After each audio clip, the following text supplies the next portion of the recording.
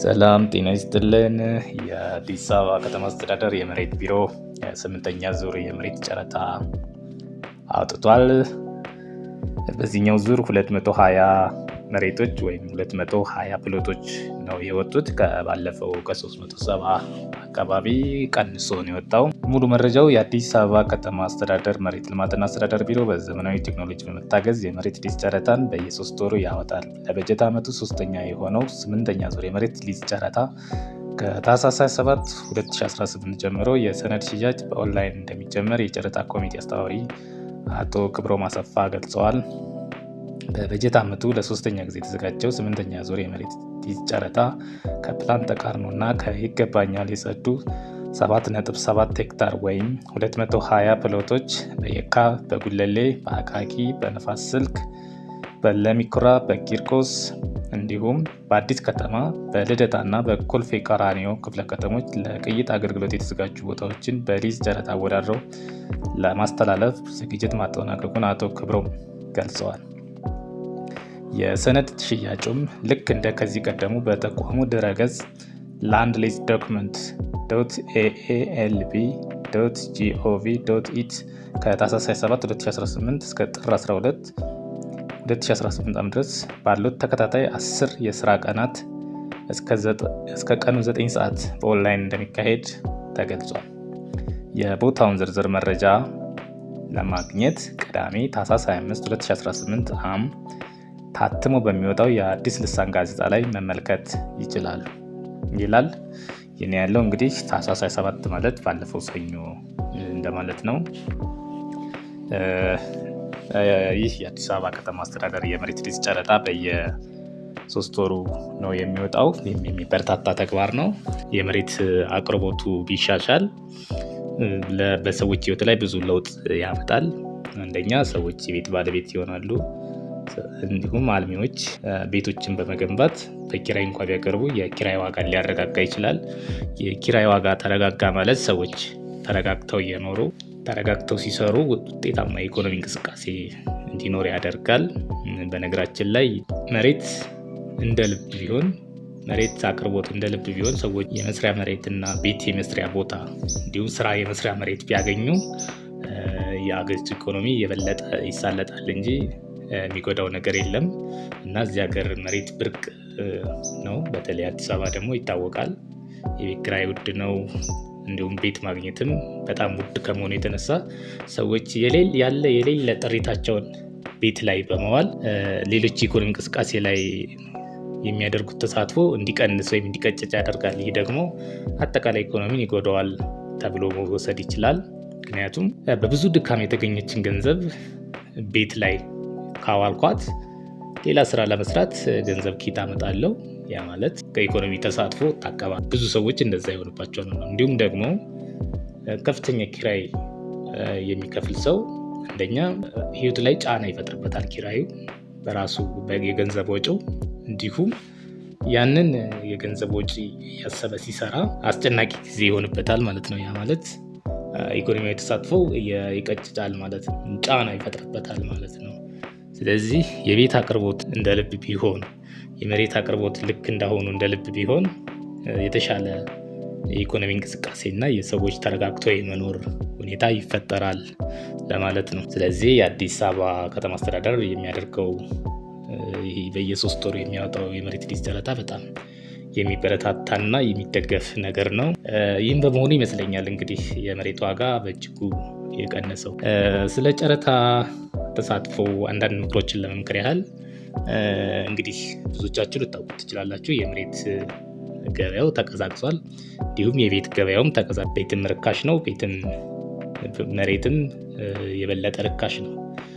እንዲሁም ከዚህ የበለጠም እንደሚረክስ ይጠበቃል። የመሬት ዋጋ የመጀመሪያም ቢሆን የተጋነነ እና ያልተገባ ነበረ ማለት ይቻላል። የተጋነነ ዋጋ ነው። ምንም ግንባታ የሌለው መሬት በጣም ውድ መሆን አልነበረበትም፣ ግን ነበረ። አሁን ግን እየቀነሰ። ስለዚህ ጨረታ የምትሳተፉ አካላት ይህን ታሳቢ አድርጋችሁ ነው ተሳትፎ ማድረግ ያለባችሁ። በዚህኛው ካልተሳካላችሁ በሚቀጥለው በ9ኛ ዙር መሞከር ነው እንጂ የሌለ ያልተፈለገ የተጋነነ ዋጋ አቅርባችሁ ታሸንፉ ለውጥ የለውም። በነገራችን ላይ ባለፉት የጨረታ ዙሮች በተለይ በቅርብ ጊዜ በተደረጉት በ7ኛ ዙር ጨረታ ላይ ብዙ ሰዎች ጨረታው ተሳትፈው በተጋነነ ዋጋ ካሸነፉ በኋላ ጨረታው ላይ ውል አልገቡም። ይህን ያደረጉት እንግዲህ በግልጽ ባይታወቅም እኛ እንደምናውቀው የመሬት ንግድ ላይ የሚሳተፉ ሰዎች አሉ። ጨረታውን ካሸነፉ በኋላ በቶሎ ብለው የሆነ ትርፍ አትርፈው ሸጠው ለትርፉን ይዘው ለሌሎች እድሉን የሚሰጡ ሰዎች ነበሩ። እነዛ ግን አልተሳካላቸውም። የሆነው ምንድነው? የጨረታ ሲፒኦ አስይዘው ወይም ያስያዙት ሲፒኦቸውን አስበልተው ከስረው ውል ሳይገቡ ቀርተዋል ማለት ነው። እነዚህ ሰዎች እንግዲህ ሲስተሙ የሚያውቃቸው ከሆነ እንደዚህ ያደረገ ሰው በድጋሚ ጨረታ ላይ አይሳተፍም። ስለዚህ 8ኛ ዙር ላይ አይሳተፉም ማለት ነው። በጣም በርካቶቹ ምናልባትም ከግማሽ በላይ የሚሆኑት ውል እንዳልገቡ ነው መረጃዎች የሚያሳዩት። እነዚህ ጨረታውን የሚረብሹ ሰዎች ማለት ይቻላል ያልተገባ ዋጋ በማቅረብ ጨረታውን የሚረብሹ ሰዎች ወይ ደግሞ ትክክለኛውን ተጫራች እድል የሚያሰጡ ሰዎች ነበሩ። ስለዚህ እዚህኛው ጨረታ ላይ ስለሚሳተፉ አሁን የምትሳተፉ ሰዎች መልካም እድል ሊባል ይችላል። አሁን ባለው ጨረታ ላይ እንዴት ዋጋ ማቅረብ እንዳለባችሁ አንዳንድ ሀሳቦችን ለመስጠት ያክል በቃ ቅድም እንዳልኩት ነው። የተጋነነ ዋጋ ባይቀርብ በተቻለ መጠን በተመጣጣኝ ዋጋ ብታቀርቡ እንግዲህ በ7ኛ ዙር ዝቅተኛ ወደ 10,800 አካባቢ በካሬ ቀርቦ አሸናፊ የሆነበት እድል ነበር። ከዛ አብዛኛው ደግሞ ከ10ዎቹ እስከ 20ዎቹ መጨረሻ ድረስ ነበረ። ከ30 እስከ 50 60 ድረስ የሞሉ አሉ። እነዚህ አብዛኞቹ ኦልሞስት ከጨረታውን ውል አልገቡ ማለት ይቻላል። ምክንያቱም ውድ ስለሆነ ያቀረቡት ሰዎች የሚገዛቸው ስላላገኙ ጨረታው ውል ሳይገቡ ቀርተዋል ማለት ነው። አንዳንድ ሰዎችም ከ100,000 በላይ ያቀረቡ ጥቂቶች አሉ። እነሱም ውል ይግቡ አይግቡ አላወቁም። ቢሆንም ግን የመሬት ዋጋ እየቀነሰ ስለሆነ እንዲሁም ደግሞ ግንባታ ስታከናወኑ ከፍተኛ ወጪ ስለሚጠይቃቸው ያው እንደሚታወቀው የግንባታ ዋጋ በእጅጉ ጨምሯል። በተጋነነ ሁኔታ ነው የጨመረው። ስለዚህ እሱን ታሳቢ አድርጋችሁ በተመጣጣኝ ዋጋ መሬት የምታገኙበትን ሁኔታ ብትፈጥሩ። እንደሚታወቀው እንግዲህ የጨረታ መነሻው ብዙዎቹ ትንሽ ናቸው። አብዛኛው መሬት ከ1,000 እስከ 2,000 ባለው ነው የመነሻ ዋጋው። እንግዲህ 2,000 ብር ግዙኝ ያለው መሬት ነው ሰው 30-40 ሺህ በካሬ ልግዛ የሚለው። ስለዚህም ታሳቢ አድርጋችሁ በተመጣጣኝ ዋጋ መሬት ለማግኘት ብትሞክሩና ቶሎ ወደ ልማት ብትገቡ። አንድም አሁን ያለው ስርዓት መሬት ይዞ መቀመጥን አያበረታታም። ገዝታችሁ ይዛችሁ መቀመጥ አትችሉም።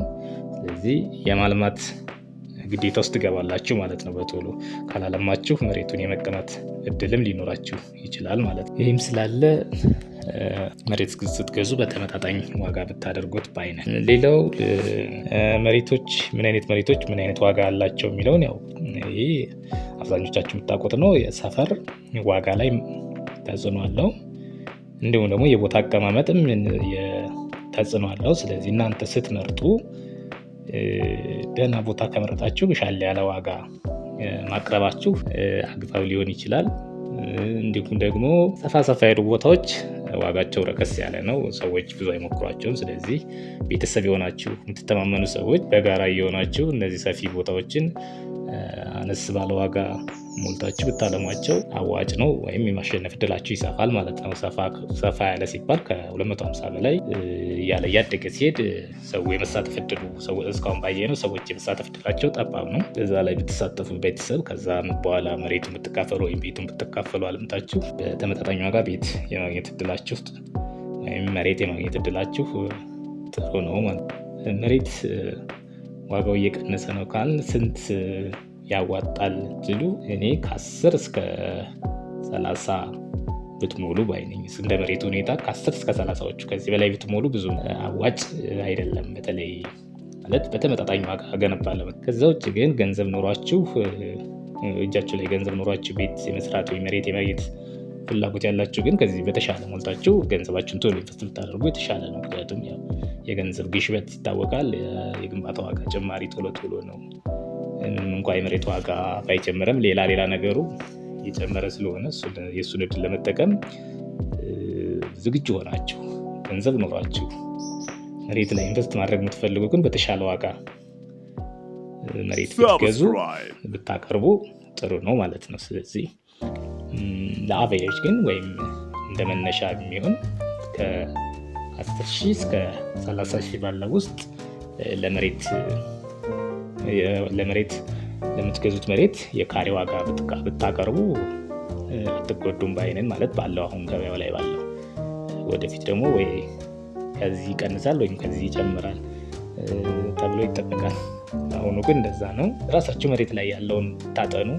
አሁን በአቅራቢያቸው ያሉ በተለይ አለን የሚሉ አማካሪ ነን የሚሉ ሰዎች ብዙዎቹ በተሳሳተ ምልከታ ላይ ነው ያሉት ማለት ይቻላል።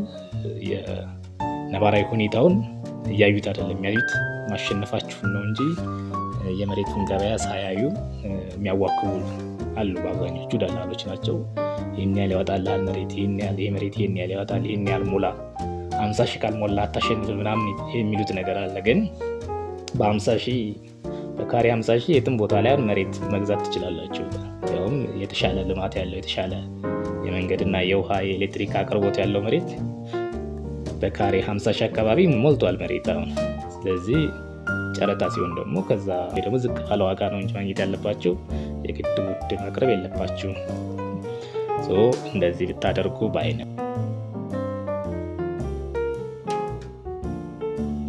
ሰነድ አገዛዝ ላላችሁ ሰነድ ኦንላይን ነው የሚሸጠው። እዛ ላይ የተገለጸ ድረገጽ አለ፣ ቅድም ብየዋለሁ። እሱ ላይ ገብታችሁ መጀመሪያ ትመዘገባላችሁ። ከተመዘገባችሁ በኋላ እዛ ላይ ያለው ፕላትፎርሙ ራሱ ይነግራችኋል። ከዛ ውጭ ደግሞ በሌሎች ቪዲዮዎች አስቀድመን ስለሰራን እዛ ላይ ማየት ትችላላችሁ። አካሄዱ ተመሳሳይ ስለሆነ ቀድመን በሰራናቸው ቪዲዮ ላይ ማየት ትችላላችሁ እንዴት እንደሚገዝ። 8ኛ ዙር የመሬት ሊዝ ጨረታ ማስታወቂያ። የአዲስ አበባ ከተማ አስተዳደር የመሬት ልማትና አስተዳደር ቢሮ በ8ኛ ዙር የመሬት ሊዝ ጨረታ በየካ፣ በነፋስ ስልክ ላፍቶ፣ በኮልፌ ቀራኒዮ፣ በአቃቂ ቃሊቲ፣ በአዲስ ከተማ፣ በለሚ ኩራ፣ በጉለሌ፣ በቂርቆስና ልደታ ክፍለ ከተሞች የሚገኙና ለተለያዩ አገልግሎቶች የተዘጋጁ የልማት ቦታዎችን በጨረታ አወዳድሮ በሊዝ ማስተላለፍ ይፈልጋል። ተጫራቾች የጨረታ ሰነዱን ለማግኘት ከቴሌብር አካውንታችሁ ተቀናሽ በማድረግና ክፍያ በመፈጸም የጨረታ ሰነዱን በኦንላይን በlandlease.aa.lb.gov.ት በመግባት መግዛትና ሰነዱን ፕሪንት በማድረግ መወዳደር ይኖርባቸዋል። የጨረታ ሰነድ ግዢውን ከታህሳስ 27 2018 ዓ.ም እስከ ጥር 12 2018 ዓ.ም ከቀኑ 9 ሰዓት ድረስ ባሉ ተከታታይ የሥራ ቀናት መፈጸም ይችላሉ። ተጫራቾች የጨረታ መልስ ማቅረቢያ ሰነድ፣ ሲፒኦ፣ የግንባታ አቅም ማሳያ ማስረጃ፣ ሰነዱን ለመግዛት በቴሌብር የከፈሉበትን ስሊፕ፣ መታወቂያና ሌሎች መያያዝ ያለባቸውና በተጫራቾች መመሪያ ላይ የተገለጹትን በመጨመር የጨረታ ሰነዶችን በአንድ ኤንቨሎፕ በማሸግ ጥር 12 ቀን 2018 ዓ.ም ከቀኑ 11 ሰዓት ከ30 ድረስ ለም ሆቴል አካባቢ ኤኤምኤ ህንፃ ላይ በሚገኘው በከተማው መሬት ልማትና አስተዳደር ቢሮ ለዚህ በተዘጋጀ የጨረታ ሳጥን ውስጥ ማስገባት አለባቸው።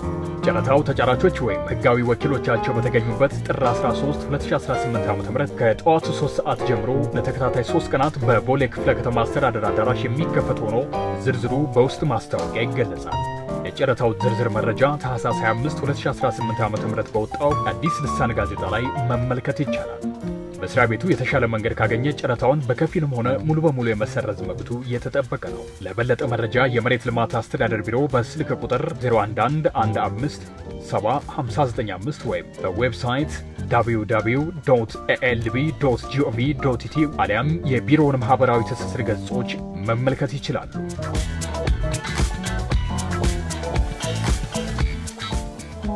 Subscribe.